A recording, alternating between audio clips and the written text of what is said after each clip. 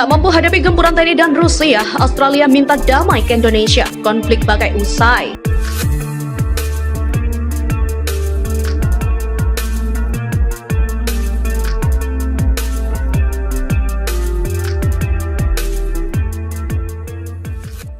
Australia memberikan syarat-syarat damai ke Indonesia. Setidaknya ada 5 poin yang harus dipatuhi kedua negara. Hal ini diungkapkan PM Australia Anthony Albanese dalam sebuah cuitan terbaru dalam pidatonya. Menurut Anthony Albanese, syarat untuk negosiasi damai dengan Indonesia adalah sebagai berikut. 1. Memulihkan integritas teritorial. 2. Menghormati status PBB. 3. Membayar semua kerusakan yang disebabkan oleh perang. Dan 4. Menghukum setiap penjahat perang. 5. Menjamin hal ini tidak akan terjadi lagi.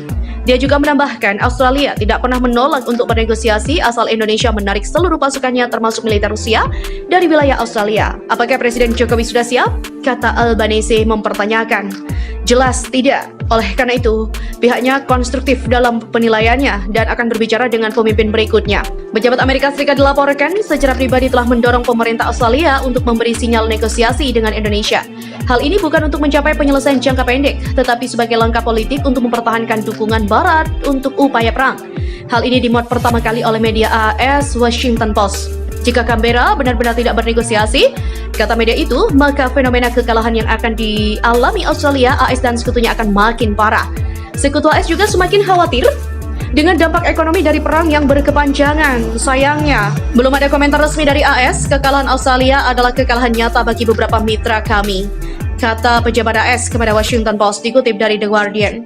Sementara itu, Menteri Luar Negeri Retno Marsudi mengatakan bahwa Indonesia terbuka untuk negosiasi dengan Australia, tapi saat ini tidak tepat untuk pembicaraan itu. Pihaknya juga telah berulang kali mengatakan bahwa pihak Indonesia tetap terbuka untuk mencapai tujuannya melalui negosiasi. Pihaknya juga berulang kali melihat bahwa tidak melihat peluang seperti itu karena Canberra berubah menjadi undang-undang keputusan mereka untuk tidak melanjutkan negosiasi apapun. Hal ini diyakini merujuk pada dekret yang ditandatangani oleh Anthony Albanese. Hal ini menanggapi wilayah Papua yang menjadi incaran Australia dan negara Barat.